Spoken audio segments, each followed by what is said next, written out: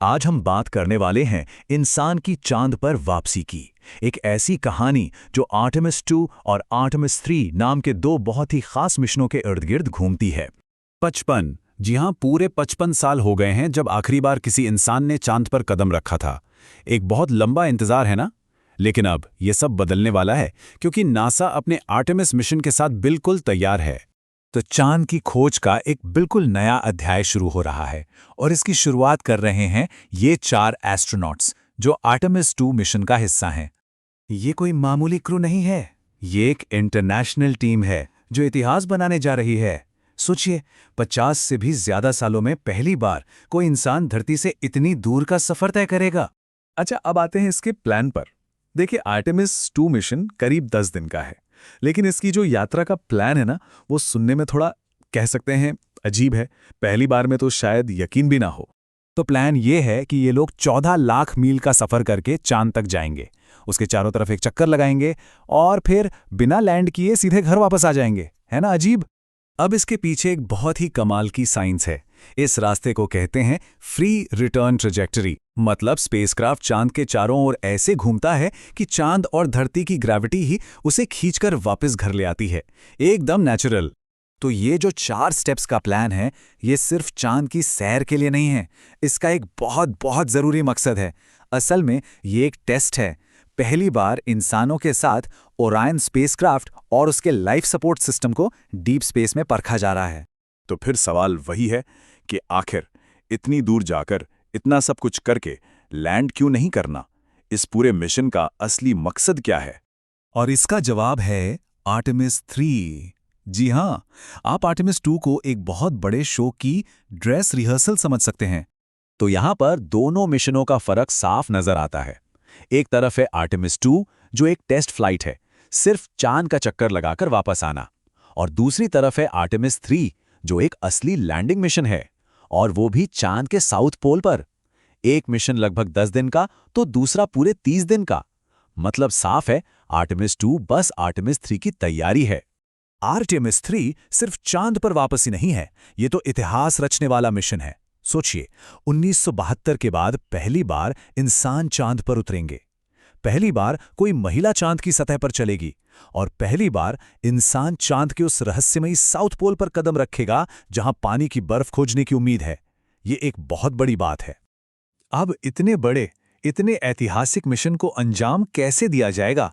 इसका जो प्लान है ना, वो किसी साइंस फिक्शन मूवी से कम नहीं है। इसमें 2 अलग-अलग स्पेसक्राफ्ट्स की एक बहुत ही पेचीदा कोरियोग्राफी शामिल है। चलिए, इस पूरे ब्लूप्रिंट को स्टेप बाय स्टेप समझते हैं। तो शुरुआत होती है एक जबरदस्त लॉन्च से। दुनिया का सबसे पावरफुल रॉकेट SLS गरजता हुआ आसमान में जाएगा। इसके बूस्टर्स और मेन स्टेज अलग हो जाएंगे और फिर ऊपरी हिस्सा एक आखिरी जोरदार किक देगा। इसे कहते हैं ट्रांसलूनर इंजेक्शन। आसान भाषा में समझें तो ये वो फाइनल पुश है जो ओरायन कैप्सूल को धरती की ग्रेविटी से आजाद करके सीधे चांद के हाईवे पर डाल देता है। और यहां से शुरू होता है कई दिनों का सफर।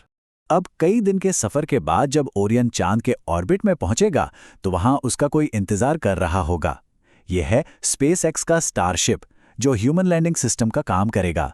और यहां पर होगी मिशन की पहली बड़ी चुनौती, इन दोनों स्पेसक्राफ्ट्स की डॉकिंग। डॉकिंग पूरी होने के बाद 4 में से 2 एस्ट्रोनॉट्स ओरियन से निकलकर स्टारशिप में चले जाएंगे। बाकी 2 एस्ट्रोनॉट्स ओरियन में ही रहेंगे और ऊपर ऑर्बिट से सब कुछ मॉनिटर करेंगे। और फिर वो पल आएगा जिसका पूरी दुनिया को इंतजार होगा। स्टारशिप ओरायन से अलग होगा और चांद के साउथ पोल की तरफ अपना ऐतिहासिक सफर शुरू करेगा, वो जगह जहां आज तक कोई इंसान नहीं गया है। लगभग 1 हफ्ते तक ये 2 एस्ट्रोनॉट्स चांद की सतह पर रहेंगे। वो वहां क्या करेंगे? वो चट्टानों और मिट्टी के सैंपल जमा करेंगे, पानी की बर्फ के निशान खोजेंगे और कई साइंटिफिक इंस्ट्रूमेंट्स लगाएंगे, बिल्कुल उसी तरह जैसे हमारे चंद्रयान 3 ने भी इसी साउथ पोल पर खोज की थी। मतलब ये एक बहुत ही बिजी हफ्ता होने वाला है।